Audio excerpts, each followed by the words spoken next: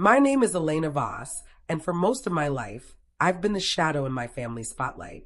Growing up in a small town in upstate New York, I was the quiet one, the bookworm who preferred libraries to parties, while my older sister, Sophia, dazzled everyone with her charm and ambition. She was the golden child, cheerleader captain, homecoming queen, the one who married into money and moved to the city. Me, I was the afterthought, the nobody she loved to remind me of during family gatherings. But shadows have a way of growing long and dark, especially when fueled by years of resentment. This is the story of how I turned that shadow into a storm, exacting revenge that left Sophia reeling and her perfect life in tatters. It started innocently enough, or so it seemed. Sophia had invited me to her lavish penthouse in Manhattan for what she called a family reconciliation dinner. We'd been estranged for years after a blowout argument where she accused me of jealousy over her success. Truth was, I wasn't jealous. I was hurt by her constant dismissals. "Elena, you're just ordinary," she'd say with a pitying smile. But I'd built my own empire in silence. After college, I dove into the world of tech startups, founding a cybersecurity firm that quietly became a powerhouse. By 30, I was consulting for Fortune 500 companies, and by 35, my company, Voss Security, was handling classified government contracts. I kept a low profile, no flashy social media, no public appearances. Anonymity was my armor. The invitation came via email, curt and condescending. "Elena, it's time to bury the hatchet. Marcus insists on meeting you properly. Dress nice." Marcus was her husband, a rising star in the military, a colonel in the army, decorated and disciplined. They'd met at some gala, and Sophia had snagged him like a trophy. I almost declined, but curiosity and a spark of mischief won out. I arrived in a simple black dress, my hair in a ponytail, looking every bit the unassuming sister. Sophia greeted me at the door with air kisses, her designer gown screaming excess. "Elena, you made it. Come in, darling." Her tone was saccharine, but her eyes scanned me critically. Marcus stood behind her, tall and imposing in his crisp uniform, medals gleaming. He extended a hand, polite but distant. "Pleasure to meet you, Elena." Dinner was a performance. Sophia dominated the conversation, boasting about her charity work and their upcoming vacation to the Maldives.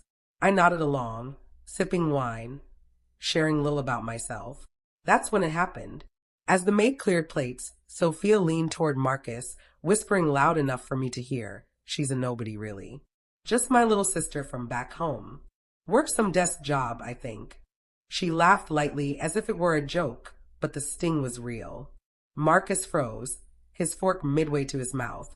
He set it down slowly, his eyes narrowing as he looked at me, really looked. Recognition dawned, and he snapped to attention, standing so abruptly his chair scraped the floor. "Ma'am," he said, voice sharp and respectful. "Colonel Marcus Hale, at your service." Sophia blinked, confused. "What are you?" "Ms. Voss," he continued, ignoring her. "I didn't realize. Your firm handled the briefing on Project Sentinel last month. Your protocols saved our unit in the field. It's an honor." The room went silent. Sophia's face paled as the pieces clicked. I'd never told her the full extent of my work, but Marcus? He knew. Voss Security wasn't just any company. We provided elite cyber defenses for military operations. I'd personally overseen contracts that protected lives, including his regiments. In that world, I wasn't Elena the nobody. I was Elena Voss, the ghost in the machine, the one they called ma'am in hushed tones. Sophia's laughter turned brittle. "Wait, what? Elena, what's he talking about?" I smiled serenely, folding my napkin. "Just work, Sophia. Nothing important." But it was everything. That moment ignited the revenge I'd unknowingly been planning. Over the next weeks, I let it simmer. Sophia called repeatedly, probing for details, her voice laced with envy. "Why didn't you tell me? Marcus won't stop talking about you." I played coy, feeding her crumbs while I dug deeper. Using my resources, I accessed public records and some not-so-public ones. Ethically, of course, through legal channels. What I found was gold. Sophia had been skimming from her charity foundation, funneling funds to personal accounts. Small amounts, but enough to tarnish her reputation if exposed. I didn't act immediately. Instead, I orchestrated a subtle campaign. First, an anonymous tip to a journalist friend about irregularities in high society charities. The article didn't name her, but it planted seeds. Then, at a gala where Sophia was honored, I made my first public appearance.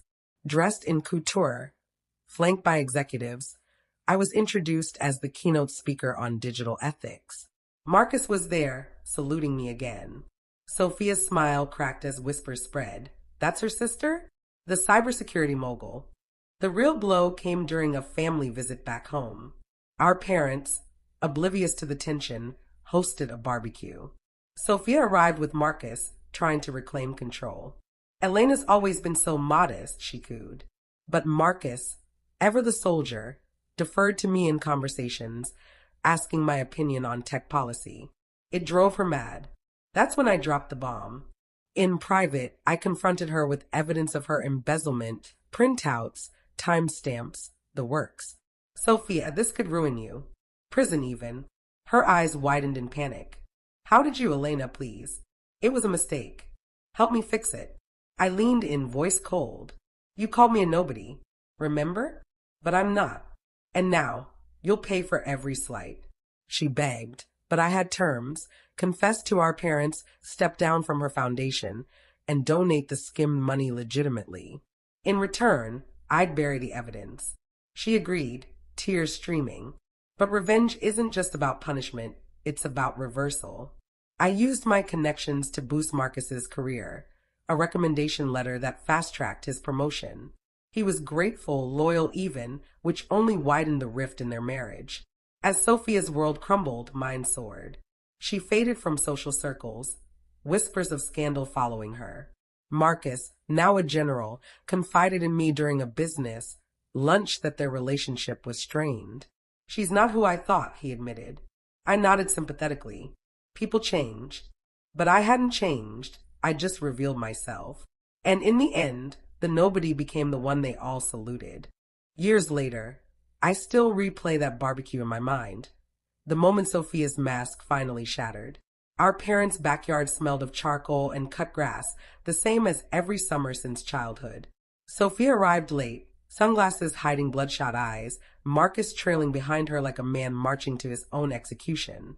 She tried to reclaim the stage immediately, hugging Mom too tightly, laughing too loudly about some minor society gossip. But the air had changed. Dad asked me about my latest contract with the Department of Defense before he even greeted her. Marcus, now wearing the single star of a brigadier general, thanks in no small part to the classified endorsement I'd quietly arranged, stood at parade rest whenever I spoke. Sophia noticed. Of course she did. By the time we sat down to eat, her smiles had turned brittle, her voice sharp. She kept touching Marcus's arm, as if anchoring him to her version of reality. When he instinctively rose to pull out my chair before his own wife's, she flinched as though slapped. That night, after the guests left and our parents went to bed, Sophia cornered me on the back porch. The cicada screamed in the trees, masking the tremor in her voice. You think you've won, she hissed, parading your little secrets, making him worship you. But you're still the same jealous girl who cried when I got the lead in the school play. I leaned against the railing, letting the silence stretch. Jealous? I said softly. No, Sophia. I was hurt. There's a difference. You spent years convincing everyone, Mom, Dad, yourself, that I was nothing. And I let you, because I was building something you couldn't touch. But you couldn't leave it alone, could you? You had to whisper she's a nobody in front of the one person who knew better. Her lips trembled. What do you want from me? I already gave up the foundation. I paid back every cent. You've taken everything. Everything. I almost laughed. I didn't take Marcus. He saw you clearly all on his own. I just stopped protecting you from the consequences of being cruel. She stared at me for a long moment, then whispered, I hate you. The word should have stung, but they felt like the final thread snapping. Good, I replied. Now you know how it feels to be diminished by someone you're supposed to trust. The divorce was quiet, the way military families prefer it. Marcus moved into quarters on base. Sophia kept the penthouse but sold most of the art to cover legal fees. Rumors swirled in her old circles. Embezzlement whispers that never quite became charges, thanks to my restraint, but the invitations stopped coming. She tried reinventing herself as a lifestyle influencer, posting carefully curated photos of sunsets and green juice, but the followers never broke 5 figures. Every so often, a comment would appear. "Didn't you used to run that charity?" She deleted them fast. I, meanwhile, stepped fully into the light. Voss Security went public in a blockbuster IPO that made headlines from the Wall Street Journal to Wired. I appeared on magazine covers, Forbes, Time, always in tailored suits, my expression calm, unreadable. Reporters asked about my rags to riches story. I gave them the polished version, never mentioning the sister who once called me a nobody. One winter evening, 18 months after the divorce, my assistant buzzed. "There's a Sophia Hale here to see you." No appointment. I considered sending her away, but curiosity and perhaps a final shard of something like mercy won. I told security to let her up. She looked smaller than I remembered. The designer wardrobe had been replaced by a simple coat, hair pulled back severely. No makeup. She stood in my corner office overlooking the Hudson, hands clasped like a supplicant. "Elena," she began, voice cracking on my name. "Sit," I said, gesturing to the chair opposite my desk. She obeyed. "I'm not here to beg," she said quickly. "I know you don't owe me anything. I wanted to say it to your face. I was wrong. About everything.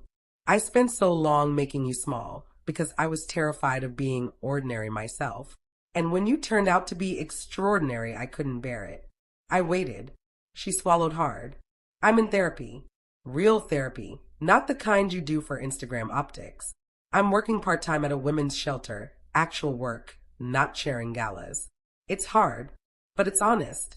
And I finally understand what I stole from you all those years. Not money. Dignity." The room was quiet except for the distant hum of the city below. "I don't expect forgiveness," she continued. "I just needed you to hear it from me. Not through lawyers or parents or Marcus. I was cruel because I was insecure and I hurt you deeply. I'm sorry, Elena. Truly." Something loosened in my chest, a knot I hadn't realized was still there. Revenge had tasted sweet, then metallic, then finally hollow. Watching her diminish herself had stopped feeling like justice long ago. I stood and walked to the window, gazing out at the lights glittering on the river. "Do you remember when we were kids?" I said without turning. "And you got the bigger bedroom because you were older?" I cried for days. Mom told me to stop being dramatic. But you came in one night with your blanket and slept on my floor. Said it was only fair to share. Do you remember? A soft intake of breath behind me. I'd forgotten that. I hadn't. I faced her. I've carried both versions of you. The girl who shared her blanket and the woman who called me a nobody. I don't know if the first one still exists. But if she does, maybe she deserves a chance to grow up. Sophia's eyes filled, but she didn't let the tears fall. "What are you saying?" "I'm saying I won't help you climb back into the world that enabled your worst impulses. But if you keep doing the hard, quiet work, I won't stand in your way either." She nodded, standing. At the door, she paused. "Thank you for not destroying me completely when you could have." After she left, I sat at my desk for a long time. Revenge had reshaped both of us, her into someone capable of accountability, me into someone who could finally release the grudge. The nobody had become the architect of her own power, and the queen had learned what it felt like to fall. Sometimes, late at night, I get messages from Marcus, professional updates, nothing more. He's deployed overseas now, leading with the steady competence I always knew he had. He signs every email respectfully, M. Hale. Never mentions her. And Sophia? Last I heard, she's still at the shelter, training to become a counselor. No social media, no spotlight, just work. I don't know if we'll ever share a blanket again. But the war is over, and in the silence that follows victory, I've finally found peace.